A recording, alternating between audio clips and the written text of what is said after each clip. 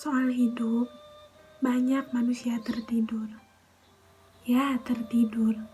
Saat Israel mencabut nyawa, disitulah kita baru terbangun dari tidur dan tersadarkan. Kemana saja kita saat itu?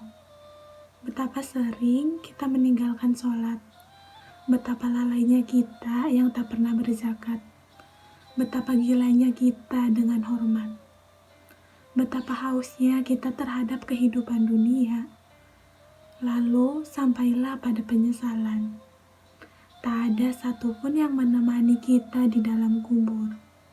Suami, istri, anak, teman, semuanya pergi meninggalkan. Jabatan dan harta tidak dibawa. Tak ada yang terbawa saat menghadap Allah. Sekarang, nikmati secara pelan-pelan napasmu yang sekarang kau hirup dengan mudah. Sebelum datang keadaan sakaratul maut, Amr bin As radhiyallahu anhu berkata, "Wallahi, demi Allah, seakan-akan kedua sisi badanku dimasukkan ke dalam tempat yang sempit, dan seakan-akan aku bernapas dari lubang jarum."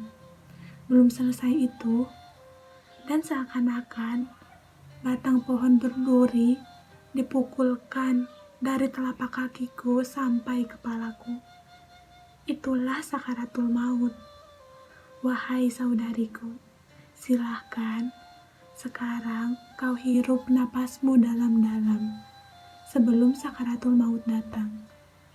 Gunakan napas tersebut untuk ketaatan. Gunakan sebaik-baiknya napasmu, karena kelak kita akan pulang. Kelak kita akan kembali ke rumah kita yang sebenarnya dan dimintai pertanggungjawaban. Akan datang sakarat kepada kita.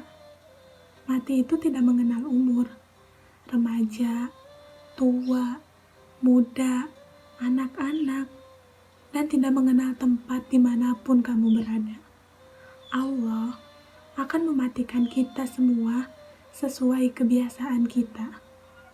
Mana tahu kita meninggal ketika sedang bersujud.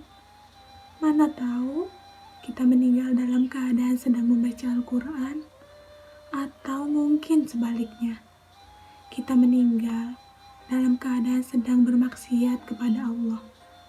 Mana tahu kita meninggal ketika sedang berduaan dengan yang bukan mahram, sedang berpegangan tangan, atau bahkan lebih. Lalu, meninggal dalam keadaan apakah itu? Dalam keadaan baikkah? Atau dalam keadaan husnul khotimahkah? Wallahi, tolonglah ingat, ketika orang tuamu, mereka rela panas-panasan di dunia, banting tulang untukmu, susah payah untuk menghidupimu. Setidaknya ketika kamu masih menjadi beban orang tuamu ketika di dunia, jangan sampai menjadi beban orang tuamu ketika di akhirat kelak. Wallahi, jangan sampai menjadi beban orang tuamu ketika di akhirat kelak. Tegakah kamu menyusahkan orang tuamu di dunia dan menyeret orang tuamu ke dalam panasnya api neraka?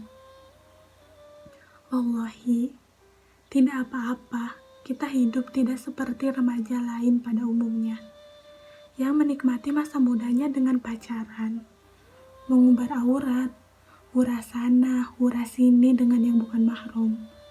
Wallahi, itu tidak apa-apa. Wallahi, sungguh itu tidak rugi.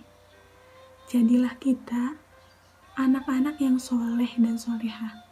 Sayangilah diri kita dari panasnya api neraka.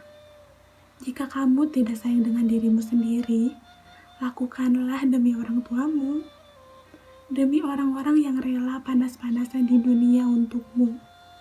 Wallahi, jangan sampai orang tuamu merasakan panasnya api neraka karena diseret olehmu.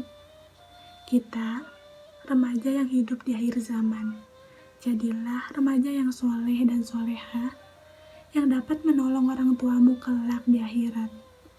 Jadilah remaja yang pakaiannya diatur oleh agama. Jadilah remaja yang interaksi dengan yang bukan mahramnya diatur juga oleh agama. Mulai sekarang, berubahlah. Jauhi hal-hal yang dilarang oleh Allah.